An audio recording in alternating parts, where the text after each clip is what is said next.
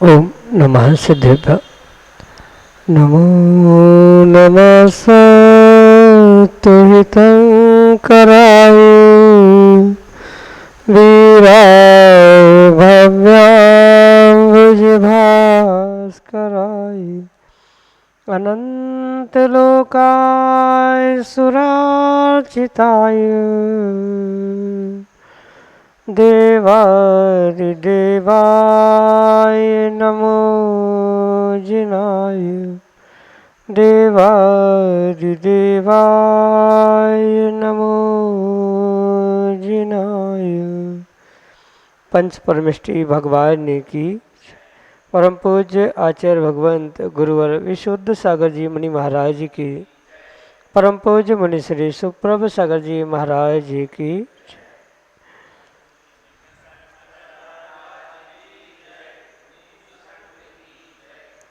संसारी जीवों के मन में प्रतिपल प्रति समय अनेक विकल्प अनेक प्रश्न उत्पन्न होते रहते हैं और वह उन प्रश्नों का समाधान या तो अपने मित्रों से चाहता है या अपने परिचित से किसी व्यक्ति से चाहता है, लेकिन जो स्वयं विकल्पों से व्यथित है वो आपके विकल्पों का क्या समाधान करेगा।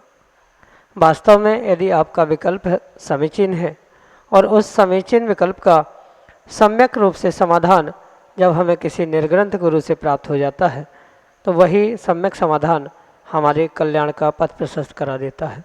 ऐसे आत्मकल्याण की वह अनूठी विधा समीचीन विकल्पों का सम्यक समाधान जो कि हमें परम पूज्य मुनि श्री सुप्रभ सागर जी महाराज द्वारा प्रतिदिन आगम के परिप्रेक्ष्य में प्राप्त हो रहा है।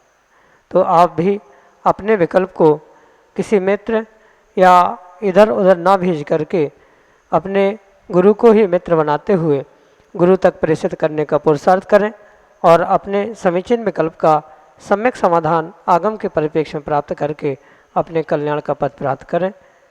प्रारंभ करते हैं आज के उस सम्यक समाधान को। और आज के पहले विकल्प के लिए मुंबई महाराष्ट्र से चेतन प्रकाश जैन महाराज श्री के चरणों में बारंबार नमोस्तु निवेदित करते हुए अपना समीचीन प्रश्न रख रहे हैं कि महाराज जी अभी नया लोकसभा भवन का निर्माण हुआ है, उसमें तीर्थंकर भगवान का स्टैचू रखा गया है, उसके समक्ष लोग जूते पहनकर फोटो खिंचा रहे हैं, तो क्या यह उचित है? हमारे समीचीन विकल्प का सम्यक समाधान करने की अनुकंपा करें। नमोस्तु महाराज जी, नमोस्तु। ओम नमः सिद्धम। परम पूज्य आचार्य भगवान गुरुवर विशुद्ध सागर जी महाराज की। परम पूज्य मुनि श्री सुप्रभ सागर जी महाराज की जय। पहली बात तो ये है कि स्टैचू तो स्टैचू होता है, वह किस आकार से कहाँ किस अभिप्राय से रखा है और उसका कौन किस प्रकार से प्रयोग कर रहा है, वह उस व्यक्ति का निजी स्वयं का विवेक हुआ करता है। किसी भी प्रकार से कोई ऐसे स्टैचू बनाने के लिए रखने के लिए निषेध नहीं कर सकते। ये परम सत्य है कि वीतराग प्रभु की जो प्रतिमा है उसे अगर संस्कारों के द्वारा पूज्य बनाया गया है तो वह पूजनीय, सम्मानीय, आदरणीय आदि हो सकता। पर फिर भी उन प्रतिमाओं के निमित्त से जो वर्तमान में कई सारे स्थानों में उसका अनर्गल प्रयोग देखने में आ रहा है, वह भी वास्तविकता में उचित नहीं है, मात्र लोकसभा आदि के स्थानों में नहीं। अभी तो कुछ दिन पहले ऐसी भी सूचना आई थी कि जहाँ विपरीत कार्य होते हैं ऐसे कई सारे स्थानों पर बहुत बड़े बड़े वीतरागी प्रभु के फोटो, चित्र या चित्र ही नहीं, ऐसे स्टैचू बनाए हैं जिसके साक्षात गोद में बैठकर या आगे पीछे खड़े होकर श्रावक क्या और युवा क्या फ़ोटो खींच रहे हैं, सेल्फी ले रहे हैं। ये तो वास्तव में विपरीत ही कार्य है। पर सामान्य रूप से कोई एक सम्मान के रूप में इस प्रतीक आदि को रख रहा है, स्टैचू को बना के रख रहा है, तो उसे पूर्ण रूप से निषेध भी नहीं किया जा सकता, क्योंकि वहाँ पूजने की या किसी प्रकार से वहाँ आराधना करने की उनकी भावना नहीं है। एक जैसे सामान्य स्टैचू के रूप में उन्होंने रखा है तो उसमें कोई दोष नहीं है, पर ये गलत है कि वही उसको बिल्कुल पास में खड़े होते या उस पर बैठकर उसके बगल से ही जूते चप्पल पहनकर या विपरीत अवस्था में उसके साथ फ़ोटो खींचना, ये किसी भी प्रकार से उचित नहीं है। स्टैचू रखा भी है तो कम से कम इतनी मर्यादा से, इतनी ऊंचाई या ऐसे स्थान पर रखने की आवश्यकता है जिसके माध्यम से वह वीतरागी स्टैचू या प्रतिमा आदि का अभिनय ना हो, क्योंकि सामने वाले को तो ये पता नहीं है कि प्रतिमा प्रतिष्ठित है कि नहीं है। उसे तो यही पता है कि ऐसे भगवान या स्टैचू के साथ ऐसे ही करना होता है, तो वे अन्यत्र कहीं पहुंचकर ऐसा ही विपरीत कार्य ना करे। इसलिए ये लोक मर्यादा का ध्यान रखते हुए ऐसे किसी भी भगवान की आकृति या आकार जो ऐसे सार्वजनिक स्थानों पर रखे जाते हैं, उनको व्यवस्थित मर्यादा के साथ कुछ ऊंचाई और कुछ दूरियां बना के रखने की आवश्यकता है, जिसके माध्यम से किसी भी प्रकार से ऐसे स्टैचू प्रतिमा आदि का अभिनय ना हो। अन्यथा वह स्वयं करने वाला तो आश्रयबंध कर ही रहा है, पर कराने वाले जो निमित्त बन रहे हैं या जिनने ऐसे कार्य कराए हैं उनको भी उसका आश्रयबंध और पाप अवश्य ही लगेगा। इसलिए ऐसा कार्य करते हुए विवेक पूर्वक अगर उसकी मर्यादा उसकी दूरी आदि बनाकर विराजमान किए हैं, स्टैचू रखा है, तो किसी भी प्रकार से दोष नहीं है। ये हमें उसका प्लस पॉइंट सोचना होगा कि लोकसभा जैसे सार्वजनिक स्थानों पर अगर हमारे वीतरागी प्रभु की प्रतिमा या वीतराग धर्म को प्रकाशित किया जा रहा है, पर मर्यादा के साथ, विनय के साथ, तो उसका हमें विशेष रूप से फल भी मिलेगा।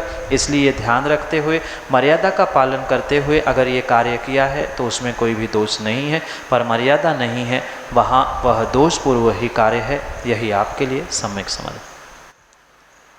अनीश बोहरा, उज्जैन, मध्य प्रदेश से अगले समुचित विकल्प के लिए। नमोस्तु महाराज जी। शुरुआत में हम युवा पीढ़ी को सबसे पहले कौन से ग्रंथ से स्टार्ट करना चाहिए? कौन सा ग्रंथ हमको शुरुआत में स्टार्ट से, मतलब जैन धर्म यदि सीखना है तो बेसिक से कौन सा ग्रंथ पढ़ना चाहिए?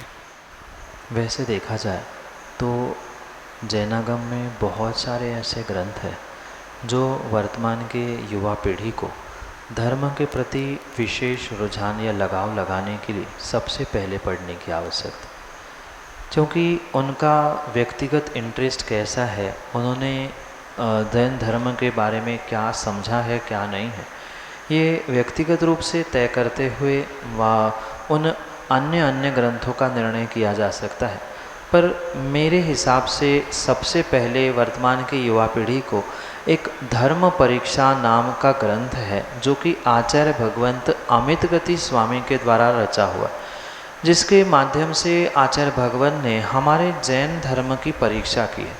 अन्य दर्शनों की अपेक्षा से हम जैन धर्म को क्यों माने, उनकी क्रियाएं क्यों अच्छी है, हम अपने आप को क्यों इतने सौभाग्यशाली मानते हैं या मानना चाहिए, इस सब का वर्णन सुंदर कथानक आदि के माध्यम से वहाँ किया।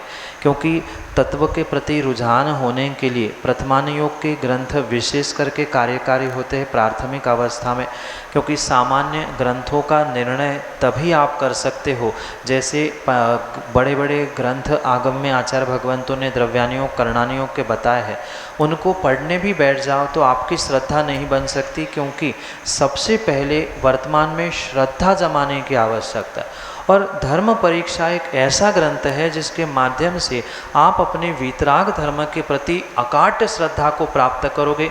कुछ कथानकों के माध्यम से प्रत्येक धर्म और दर्शन के भिन्न भिन्न पहलुओं को स्पर्श करते हुए उन सबके साथ कंपैरिजन करते हुए आचार्य भगवंत ये दिखाना चाहते हैं कि हमारा वीतराग जैन धर्म कितना विशेष है और क्यों विशेष है, किस कारण से हमें इस धर्म के अनुयायी बनना चाहिए, क्यों हम अपने आप को जैन कह कहते हैं क्यों ये धर्म और ग्रंथ वीतराग गुरु प्रभु महान है, इन सब की परीक्षा करते हुए ग्रंथ का नाम भी उन्होंने धर्म परीक्षा ऐसा रखा है, जिसके माध्यम से धर्म की परीक्षा करते हुए आप अपने जीवन में उस धर्म के प्रति रुझान रख सकते हैं, श्रद्धा बढ़ा सकते हैं। और जब आपको धर्म के प्रति श्रद्धा बढ़ेगी, नियम से जो भी ग्रंथों में लिखा है वह आप श्रद्धा का विषय मानते हुए ग्रहण करते हुए स्वीकार करोगे, जो कि आपके लिए आने वाले समय के लिए श्रेष्ठतम कार्य हो सकता है। इसलिए सबसे पहले धर्म परीक्षा, फिर उसके उपरांत पद्म पुराण, जो कि जैनियों का रामायण के रूप में प्रसिद्ध है, जिसमें बहुत सारी नीति, व्यवहार कुशलता और आगम के भी बहुत सारे रहस्य बताए हैं। तो प्रतमानियों के इन ग्रंथों के साथ फिर अगर अन्य अनुयोगों का भी आपको पढ़ने का इंटरेस्ट बन रहा है या रुचि बढ़ रही है, तो फिर उसके बाद प्रतमानियों के बाद चरणानियों का, जैसे श्रावक के लिए करने योग्य क्रियाएं क्या है, जैसे श्रावकाचार के अंतर्गत कहा जाता है, उसमें रत्नकरण श्रावकाचार उस चरणानियों का महान ग्रंथ कहा जाता है, उसे आप पढ़ सकते हैं। उसके उपरांत अगर करणानियों का कुछ विषय पढ़ना है, जिसमें खगोल, भूगोल या ये पृथ्वी कैसी है, ग्रह तारे नक्षत्र आदि कैसे है, ये सब व्यवस्था भी उनमें लिखी है, जो कि करणानियों के मुख्यता से बताया जाता है। तो वहाँ तिलोक सार, तिलोय पण्णति, भले ही ये ग्रंथ प्रारंभिक अवस्था में कठिन लगते हैं, पर किसी गुरु आदि का मार्गदर्शन मिले तो इन ग्रंथों में भी आप विशेषता प्राप्त कर सकते।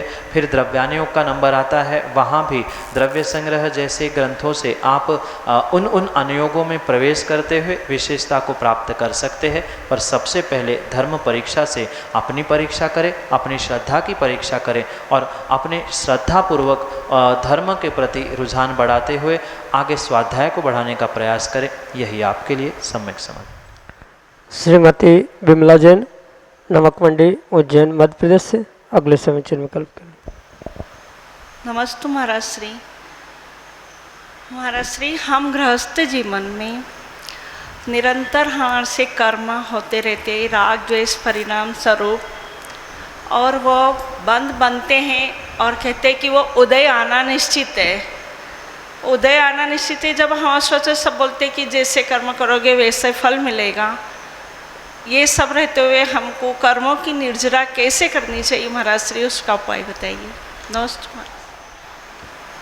जीव दिन प्रतिदिन के क्रियाकलापों के निमित्त से कर्मों का आश्रवबंध करता है, और वह जैसा आश्रवबंध को प्राप्त होता है वैसा ही उन कर्मों के उदय को भी प्राप्त होता है।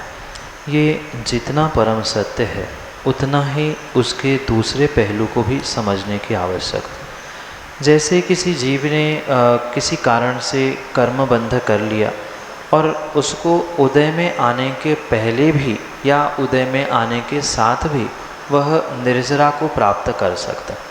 जैसे हमें ये पता है कि हमसे कुछ भूल हुई है, गलती हुई है, प्रतिदिन की दिनचर्या में जो हिंसा, झूठ आदि के निमित्त से कर्मों का आश्रय बंद हुआ है, तत्क्षण या उसके कुछ समय उपरांत गुरु आदि के पास पहुंचकर हम आलोचना पूर्वक उसका प्रायश्चित ग्रहण करें तो उदय में आने से पूर्व ही कथनचित हम उसकी निर्जरा या उसको दूर कर सकते।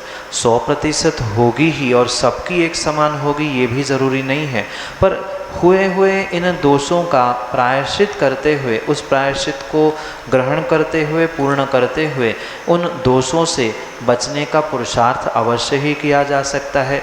क्योंकि निर्जरा के लिए आचार्य भगवान कहते हैं तपसा निर्जराचर, तप करने से संवर और निर्जरा दोनों होती है। और प्रायश्चित प्रतिक्रमण आदि एक बहुत बड़ा तप है। उस तप के माध्यम से हम उदय में आने से पहले ही उसकी निर्जरा भी कर सकते। माना कि कुछ कर्म उदय में आ रहे हैं क्योंकि ये संसार है, पूर्व कर्म का रूप सुख दुख जीव अवश्य ही उदय में प्राप्त करेगा, तो ऐसे समय में भी पुनः अनेक प्रकार की तपस्या करते हुए वह निर्जरा को प्राप्त कर सकता है। जैसे 6 प्रकार के बहिरंग तप कहे, 6 प्रकार के अंतरंग तप कहे, अनशन, औमोदर्य, वृत्ति पर संख्यान यानी उपवास करना, एकासन करना, रस त्याग करना, काय क्लेश, ये बहिरंग तप कहे गए। अंतरंग तप में प्रायश्चित, विनय, वैयावृत्ति, स्वाध्याय, ध्यान आदि को रखा। तो इन जितनी विशेष तपस्या को जीव प्राप्त करे, चाहे वह गृहस्थ हो चाहे साधु हो, किसी भी प्रकार से जितनी विशेषता से, मात्र बहिरंग रूप से नहीं अपितु अंतरंग रूप से विशुद्धि के साथ अगर इन क्रियाओं को आप प्राप्त करते हैं तो पूर्णतः आपको उसकी निर्जरा का पुरुषार्थ प्राप्त होगा। और किसकी कितनी निर्जरा, कैसी निर्जरा होगी, वो तो प्रत्येक जीव के स्वयं के भावों से, मन वचन काय के क्रियाओं से ही तय किया जा सकता है। पर तपस्या के माध्यम से वह उदय में आने वाले भी और उदय में आ रहे हैं वे दोनों कर्मों के निर्जरा को जीव अवश्य ही प्राप्त कर सकता है। तो अपनी शक्ति के अनुसार उस तपस्या को हम प्रतिदिन प्राप्त करने का पुरुषार्थ करें, जिसके माध्यम से प्रतिदिन हुए आश्रव बंध से हम उसको उदय में आने से पूर्व या बाद में निर्जरा को प्राप्त करते हुए उन दुखों से बचने का पुरुषार्थ कर सकते हैं। यही आपके लिए सम्यक समझ। ऋषभ जैन, मुखेड़, मध्य प्रदेश से अगले समीचीन विकल्प के लिए। नमोस्तु गुरुदेव। गुरुदेव, मेरा प्रश्न है कि हम श्रावक लोग जिन शासन की प्रभावना कैसे करें? नमोस्तु भगवान। जिन धर्म की प्रभावना श्रावक अनेक प्रकार से कर सकता है, क्योंकि श्रावकों के पास नाना प्रकार के साधन उपलब्ध है। उस अनेकानेक प्रकार के साधनों से श्रावक धर्म प्रभावना कर सकता है। पर जहाँ से, जिस नगर से, जिस गली से बिना कुछ पुरुषार्थ या बिना कुछ विशेष कार्य किए बिना भी निर्ग्रंथ दिगंबर मुनिराज निकल जाते हैं, वहाँ अपने आप उस गली मोहल्ले में, नगर में धर्म की प्रभावना स्वाभाविक रूप से होती। पर श्रावक के लिए भी जो अनेकानेक निमित्त कहे हैं, जैसे विशेष पूजा विधान अनुष्ठान आदि के माध्यम से वह श्रावक धर्म प्रभावना कर सकता है। इतना ही नहीं अपितु जो दिगंबर मुनिराज है, उन गुरुओं की, देवशास्त्र गुरु की निरंतर सेवा वैयावृत्ति करने से भी वह धर्म की प्रभावना को प्राप्त करेगा। साथ में जो जिनवाणी आदि है, जो किसी निर्ग्रंथ गुरु की देशना है, उसको ग्रंथों के माध्यम से या अन्य भी किसी माध्यम से प्रकाशित करना, जनमानस तक पहुंचाना, ये भी एक प्रभावना का निमित्त हो सकता है। वर्तमान में तो मोबाइल, टीवी आदि ऐसे बहुत सारे साधन उपलब्ध है आप सभी युवाओं के पास, जिनके माध्यम से आप अपने जीवन में उस विशेष पुण्य को धर्म प्रभावना के माध्यम से अर्जित कर सकते। जैसे यूट्यूब के माध्यम से जो उपदेश देशना गुरुदेव आदि की प्राप्त होती है, उनको अन्य अपने ग्रुप में या जनमानस तक पहुंचाना। जो अन्य भी धर्म की कुछ विशेष घटनाक्रम है, उनको जैसे वर्तमान में बहुत सारे लोग छोटी छोटी क्लिप बनाकर या अन्य भी रील बनाकर प्रसारित करते हैं, वो भी एक धर्म प्रभावना का साधन है। मात्र उतना ही नहीं, अन्य भी कोटेशन ग्रहण करते हुए उसे सबके सामने पहुंचा देना, कहाँ कौन से मंदिर में क्या विशेषता हो रही है, कहाँ किस प्रकार से अतिशय घटित होते हैं, इन सभी घटनाक्रम को आप मोबाइल आदि के माध्यम से सबके सामने रखने का प्रयास करोगे तो ये भी एक धर्म प्रभावना का साधन है। उत्तम धर्म प्रभावना तो निर्ग्रंथ मुनिराज अपने उस दिगंबर भेष से आत्मा की साधना से करते हैं। पर श्रावकों के लिए आचार्य भगवान कहते हैं कि जिस प्रकार से आपको बने उस प्रकार से आप अज्ञान को मिटाते हो, यानी धर्म के प्रति जो श्रावकों के मध्य या पूरे लोगों के मध्य जो अज्ञान है, उस अज्ञान को मिटाने का प्रयास करें। उसके लिए आपके पास अनेकानेक साधन हैं, उन सभी साधनों के माध्यम से आप धर्म की प्रभावना कर सकते हैं। चाहे वह विधान, पंचकल्याण या जलूस आदि बड़े बड़े निमित्त हो, श्रुत ज्ञान का आदान प्रदान हो, ऐसे छोटे बड़े अनेक निमित्तों से आप श्रावक धर्म प्रभावना कर सकते हैं। और मैं तो कहता हूँ वर्तमान की ये मोबाइल जैसे ऐसे विशेष साधन हैं जो इस धर्म प्रभावना में वरदान के रूप में प्रभावित हो सकते हैं। जो आप 1-2 बजे तक रात में मोबाइल चलाते हैं, वही कुछ समय धर्म प्रभावना के निमित्त से कुछ देशना आदि या गुरुदेव के उपदेशों को सब तक पहुंचाने का प्रयास करेंगे, तो वो भी आपके लिए धर्म प्रभावना के कारण से श्रेष्ठतम पुण्य का आश्रबंध करने के लिए निमित्त बन सकते हैं। यही आपके लिए सम्यक समझ। पंडित जिनेंद्र कुमार जैन, उज्जैन, मध्य प्रदेश से अगले समीचीन विकल्प। पूज्य गुरुवर के श्री चरणों में नमोस्तु नमोस्तु नमोस्तु। भगवान, जीव जब 13वें गुणस्थान में प्रवेश करता है तो अरहंत पद को प्राप्त कर उन्हें परमोदरिक शरीर प्राप्त हो जाता है। उस परमोदरिक शरीर में उत्पाद व्यय रूप शुभ वर्गणाओं का आना जाना होता है, किंतु केश और नख ये दो अशुभ वर्गणाओं का उत्पाद व्यय क्यों होता है? कृपया इसका समीचीन सम्यक समाधान देने की कृपा करें। पहली बात तो पंडित जी इस बात का निर्णय करना होगा कि जब अरिहंत भगवान का शरीर परम औदारिक होता है, वह केवल ज्ञान को प्राप्त करते हैं, उसके उपरांत उनके नख और केश नहीं बढ़ते, बिल्कुल भी उनमें किसी भी प्रकार से परिणमन बहिरंग रूप से देखने में नहीं आता। जितने उनके बाल हैं, जितने उनके नाखून हैं, केवल ज्ञान को प्रकट करते समय बिल्कुल उतने ही उनके बाल और उतने ही उनके नाखून रहते हैं, ना वे किसी प्रकार से बढ़ते हैं, ना वे किसी प्रकार से घटते। और शायद आपने अगर आदिनाथ भगवान की प्रतिमा आदि के निमित्त से जो लंबे बाल या जटा आदि का रूप कहीं कहीं देखा होगा, तो उसके पीछे का तर्क विद्वानों ने यही दिया है कि जब 6 महीने के उपरांत, उस आहार के उपरांत, तपस्या के बाद जब भगवान को केवल ज्ञान हुआ, जैसे उस समय उनके बाल थे वैसे उतने ही बाल रहे, ना वे कम हुए ना वे ज़्यादा हुए। पर इस अगर बढ़ने कटने आदि के निमित्त, घटने आदि के निमित्त से आप उसमें उत्पाद व्यय द्रव्य समझना चाहते हो, तो सर्वथा मात्र उत्पाद व्यय चाक्षुष रूप से ही नहीं होता।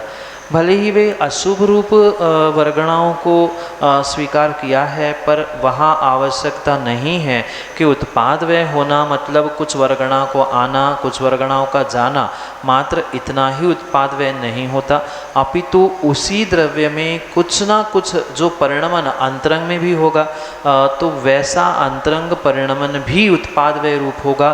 भले ही नख और उस केस का किसी भी प्रकार से बढ़ना, यानी नख ना बढ़ते हैं ना केस बढ़ते हैं, अंतिम समय में भी, मतलब जब वे सिद्ध बनते हैं कर्मों का नाश करते हुए, शेष जो परम औदारिक शरीर है वो तो कपूर भांति उड़ जाता है, पर ये जो जिसमें आत्मा के प्रदेश नहीं होते हैं अंतिम समय में, क्योंकि ये जो बाहर के नाखून हैं, बाल है, वे तो आत्मा के प्रदेशों से रहित है, तो आत्मा के प्रदेशों से रहित जो ये द्रव्य है, इनमें किसी भी प्रकार से बहिरंग बदलाव या उत्पाद व्यय नहीं दिखाई देता, पर अंतरंग रूप से जो जो निमित्त या जो जो साधन भगवान के साथ होते हैं अरिहंत अवस्था में, उनमें कथनचित अचाक्षुष रूप से परिणमन होगा, क्योंकि जहाँ पर्याय है वहाँ पर्याय का परिणमन होगा। भले ही कुछ ऐसी भी पर्याय आचार्य भगवंतों ने बताई है जो कि आदि है अंत नहीं है, कुछ अंत है पर आदि नहीं है, ऐसे अनेक प्रकार की पर्यायों के निमित्त से इन सभी के परिणमन को समझना होगा। ये सबसे पहले तो भ्रांति मिटानी होगी कि मात्र बाहर से वर्गणाओं का आना और जाना इतना ही उत्पाद व्यय द्रव्य रूप नहीं है, अपितु वर्गणाएं नहीं भी आए नहीं भी जाए तो भी अंतरंग में होने वाला वह परिणमन भी पूर्ण रूप से उत्पाद व्यय द्रव्य रूप ही स्वीकार किया जाता है। रही बात भगवान अरिहंत के उस नख और केशों के विषय में, तो उनका बढ़ना अरिहंत अवस्था से समाप्त हो जाता है, जो जितने हैं वैसे ही रहते हैं, और जैसे ही सिद्ध बनते हैं वे जमीन पर ही पड़े रहते हैं, क्योंकि उसमें आत्मा के प्रदेश नहीं होते, इस कारण से वहाँ पर वह जमीन पर रहते हैं और बाकी शरीर कपूर की भांति उड़ जाता है। इसी प्रकार से इस विषय को समझना जो कि आपके लिए सम्यक समाधान है। काव्य बोहरा उज्जैन मध्य प्रदेश से अगले समीचीन विकल्प। तो महाराज जी, मेरा ये प्रश्न है कि आज की युवा पीढ़ी नेगेटिविटी से कैसे बचे? आज के अधिकांश युवा पीढ़ी की ये बहुत बड़ी बीमारी कह दो, बहुत बड़ी समस्या कह दो, जिसका नाम है नेगेटिविटी। वे बहुत सहजता से नेगेटिविटी की ओर बढ़ जाते हैं, जिसका रिजल्ट डिप्रेशन के रूप में उसे प्राप्त होता है। और डिप्रेशन के रिजल्ट सब समाज के दुनिया के सामने है। कौन क्या कर लेता है, कोई कुछ नहीं कर पाता, पर उनका जीवन, उनका परिवार तो अपने आप अस्त व्यस्त हो जाता। इसलिए इस नेगेटिविटी, डिप्रेशन, तनाव आदि इन सभी कारणों से बचने के लिए वर्तमान में युवा पीढ़ी को ऐसे नेगेटिविटी प्राप्त करने वाले निमित्तों से बचने की आवश्यकता है। जैसे कुछ ऐसे मित्र होते हैं या कुछ ऐसे संपर्क होते हैं जिनके कारण से हमेशा ही आप में नेगेटिविटी आती है, या कुछ मित्र हमेशा ही आपके लिए नकारात्मक बात कहते हैं कि ऐसा नहीं करना चाहिए, इसमें क्या रखा है, उससे अच्छा तो हम ऐसा कर लेंगे। तो ऐसे व्यक्तियों से, ऐसे मित्रों से विशेष करके आप लोगों को दूर रहने की आवश्यकता है। मात्र उन मित्रों से ही नहीं, अपितु जिनके निमित्त से ऐसी नेगेटिविटी आती है, जैसे कुछ मोबाइल है, मोबाइल के द्वारा कुछ ऐसे साधन भी आप लोगों को वर्तमान में उपलब्ध है, चाहे वेब सीरीज़ रूप हो या अन्य भी ऐसे कुछ साधन हैं, जिसके कारण से हमेशा आप युवाओं के दिमाग में जो हैमरिंग होता है कि इससे धर्म से तो अच्छा ये है, इससे अच्छा वो है, तो इस कारण से जो नेगेटिविटी आती है, ऐसे निमित्तों से सबसे पहले आप बचें, क्योंकि इनसे बचे बिना आप अपने आप को नेगेटिविटी से, नकारात्मकता से नहीं बचा सकते। दूसरा पक्ष अगर हम समझें तो नेगेटिविटी से बचने के लिए हम जो पॉजिटिव इंसान हैं या जहां हमें पॉजिटिविटी मिल सकती है, उनके सबसे अधिक संपर्क में रहने का प्रयास करें। जैसे हमारे सच्चे देवशास्त्र गुरु हैं, उनके पास पहुंचकर जो अपने आप आपको एक ऊर्जा मिलती है, वो उनकी पॉजिटिविटी। अगर प्रतिदिन हम उनके पास पहुंचकर उनसे पॉजिटिविटी ग्रहण करने का प्रयास करें तो हमारी नकारात्मकता अपने आप समाप्त होगी। पर आवश्यकता आपको बुद्धिपूर्वक इन सभी क्रियाओं के प्रति विचार करते हुए उन कार्यों को करने की। मतलब बहुत सारे लोग देवशास्त्र गुरु के दर्शन करते हैं, हाथ जोड़ लिए और चले गए, पर वे वहाँ से सकारात्मकता या पॉजिटिविटी ग्रहण नहीं कर पाए। तो उनके पास बैठकर उनकी पॉजिटिविटी, उनकी वर्गणाएँ, उनकी शक्ति को पहले महसूस करने का प्रयास करें और ये समझने का प्रयास करें कि हम उनकी ऊर्जा को अपने भीतर कैसे ले जाए।